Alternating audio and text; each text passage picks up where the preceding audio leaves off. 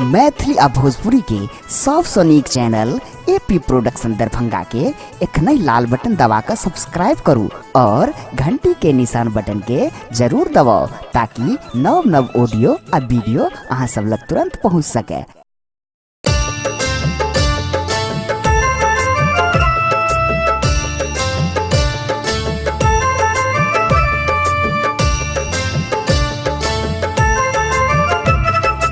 एखन अपने सब सुन रहल छी एपी प्रोडक्शन के प्रस्तुति।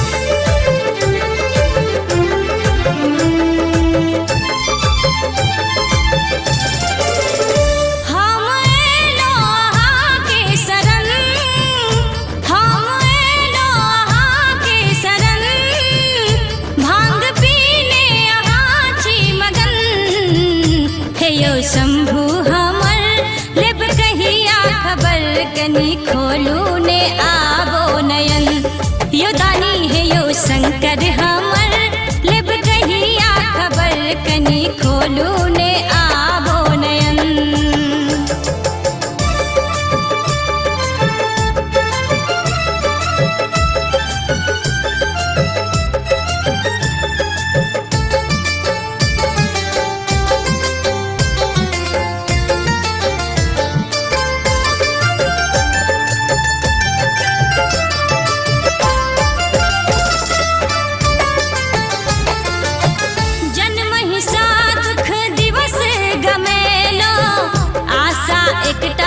अहीं पर धेनो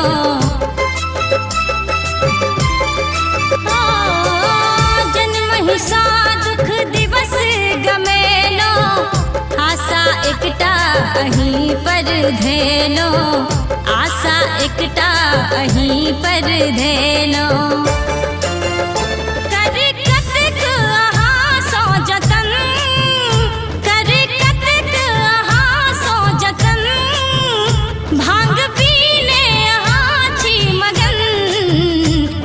शंकर हमर लेब कहिया खबर कनी खोलू ने आबो नयन यो दानी है यो शंभु हमर लेब कहिया खबर कनी खोलू ने आबो नयन।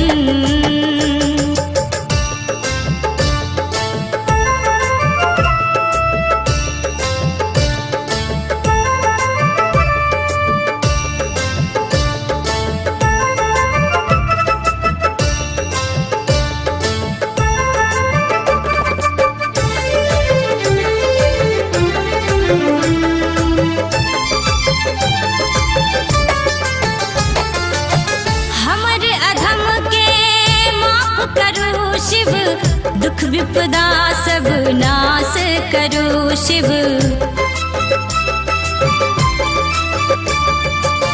हमर अधम के माफ करो शिव दुख विपदा सब नाश करो शिव दुख विपदा सब नाश करो शिव। अहीं कहबै छी अडरन धरन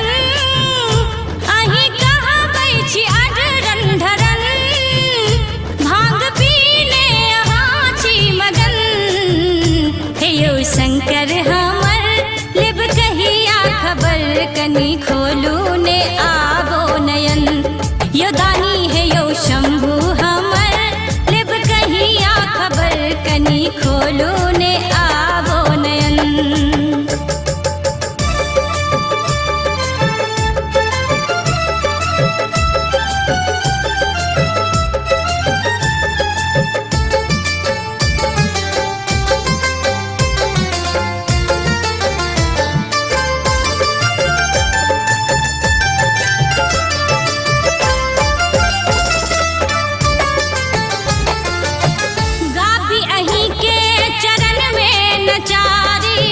कहिया सुनबै हमरो लाचारी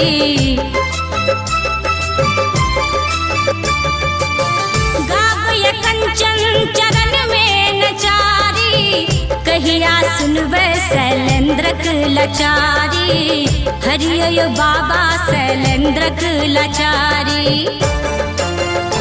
हम चढ़बै छी श्रद्धा सुमन हम चढ़बै छी श्रद्धा सुमन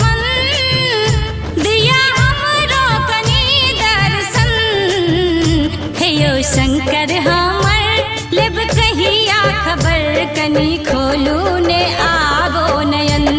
यो दानी है यो शंभु हमर, लेब कहिया खबर कनी खोलू ने आवो नयन। हम एलो अहाँ के शरण, हम एलो अहाँ के शरण, भांग पीने अहाँ छी मगन।